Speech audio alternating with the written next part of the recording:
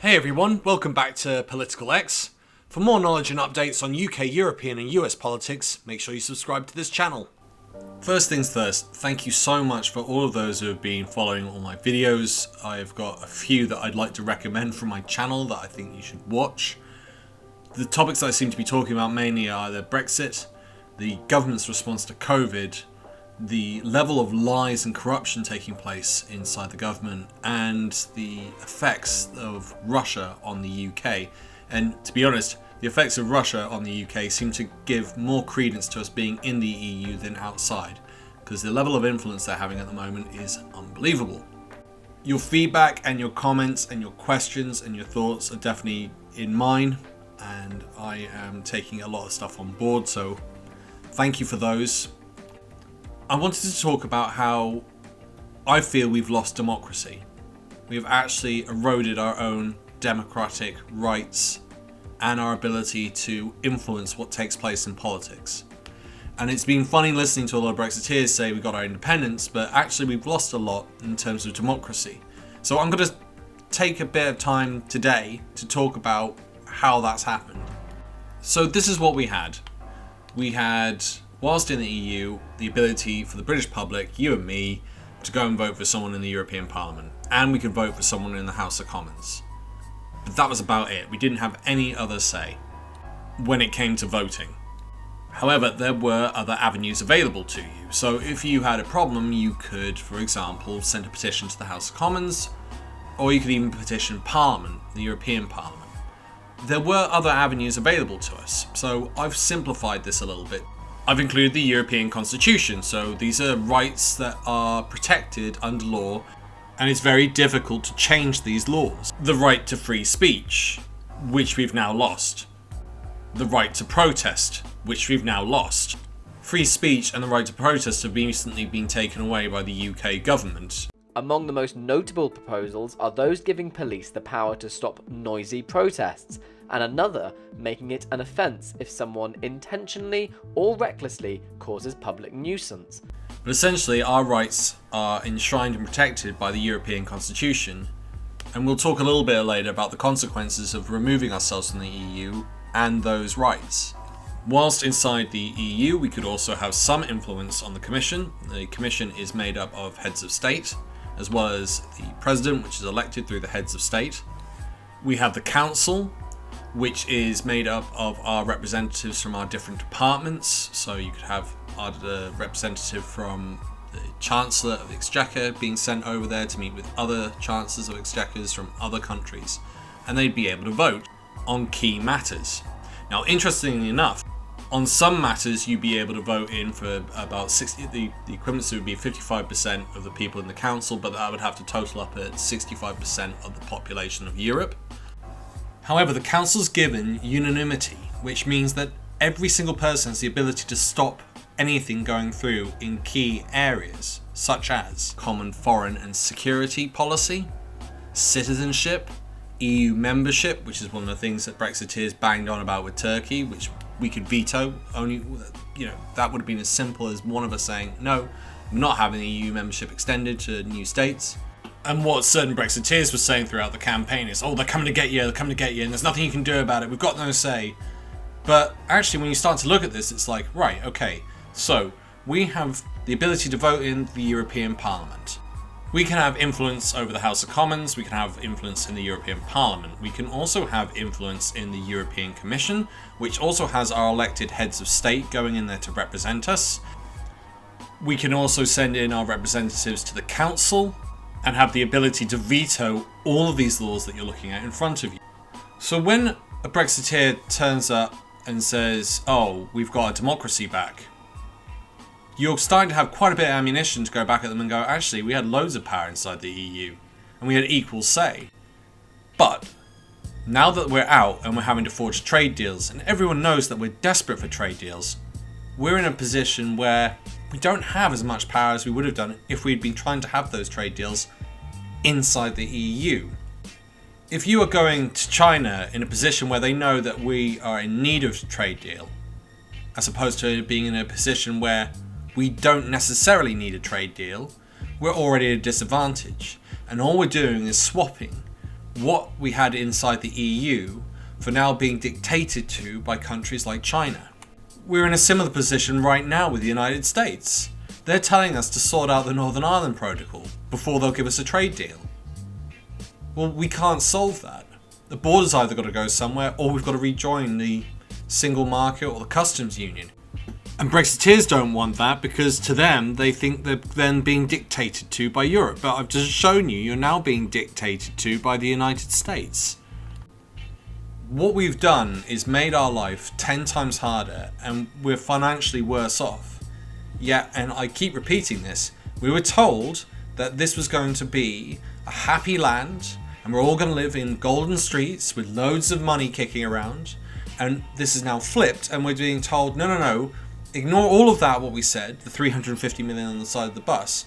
We're focused on independence. And I'm here to say, okay, we've got independence, but we've lost democracy. We've lost our ability to have influence on our own rules as a British public. So loads of people might go, well, what do you mean we've lost democracy? We are able to vote for our own people. And I go, okay, are you?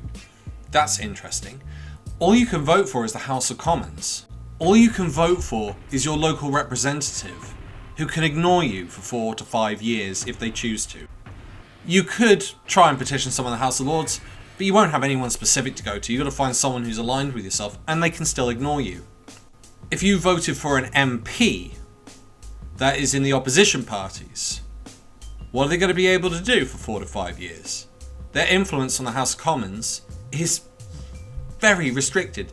They can ask questions to other MPs, and the MPs don't have to answer. In fact, at present, they can lie, and the Speaker of the House, who's meant to be sort of the arbitrator of what takes place and protector of our democracy in the House of Commons, they're not doing anything. We have got major problems taking place in this country. We have a head of state, we have the Queen. They can ignore you. Does anyone here know how to petition the Queen? Does she have any influence? Some might say a little bit, some might say no. Our Supreme Court is now defunct. The House of Commons has sovereignty over everything. So they can just pass legislation, whatever they want, and tell the Supreme Court that's what you've got to follow. The Supreme Court, with the Constitution, had the ability to go to that and go, oh, you've passed this legislation. Well, that does seem to infringe on your freedom of protest, your freedom of speech, your freedom of religion. That's all gone. The House of Commons can pass whatever they want, and there's nothing you can do about it because they can ignore you. And what they tend to do is do what they want for the first 3 years, and then the last year they just start to placate the public in what they may or may not want to improve their lives somehow, and that's about it. You have no say for 4 years. Your rights can be suspended, and if you want to take them to court, you're highly limited because the court is now secondary to the House of Commons. By the way, I will say this, the Supreme Court might argue that, especially on certain topics, for example, habeas corpus, the protection of the body. But the House of Commons can pass whatever legislation it wants, and it already has, as stated earlier. The right to protest, you can't do that at present. Free speech is very impinged upon in this country. The police can enforce whatever they want. It's extremely ambiguous. I can't put a swear word on my shirt and walk around in town because apparently that could cause offence. So the police officer interprets it as offence. It is an offence, and therefore you've got to do something to get rid of it. What I would like to do, though, is go, actually, there is a way around this.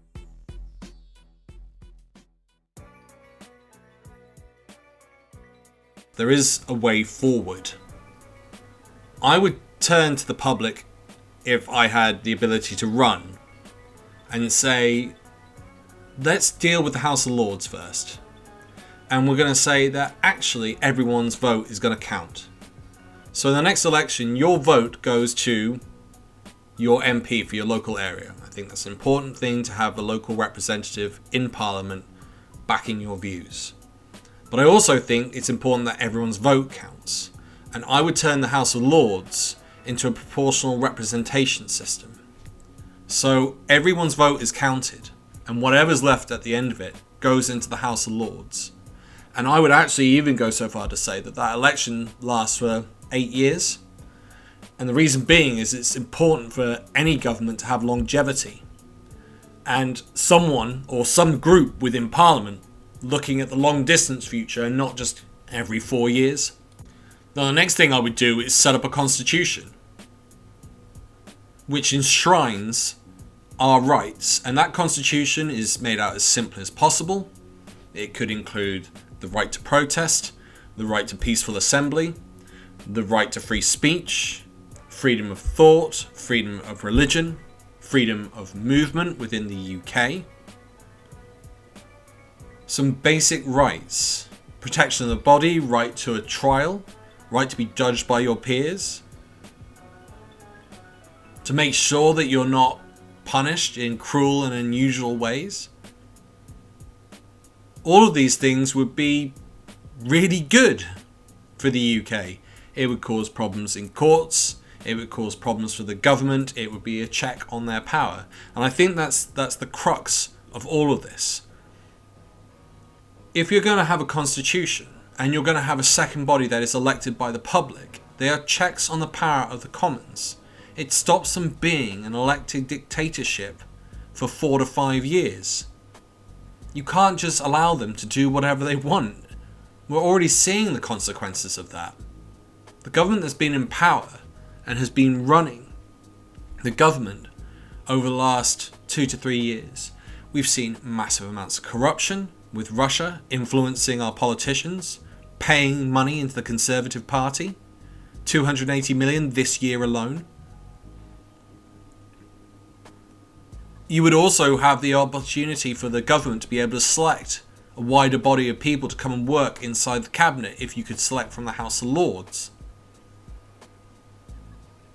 And the House of Lords being elected means that the House of Commons can't just say, oh, we're on top of you. No. That's a check on power. And that would be my solution to this big problem. This is why I think some big reforms need to take place within the UK. And this is why I've been saying since the Brexit election, if we go down this route, we are going to lose democracy in this country. You're going to be in a situation where you're dictated to 3 to 4 years, and there's nothing you can do about it. I hope you enjoyed my political observations this week. If you'd like to support me, please share the video with others and post about it on social media. If you're keen for more, subscribe, comment, like, and hit that notification button. Thanks for listening, and see you next time on Political X.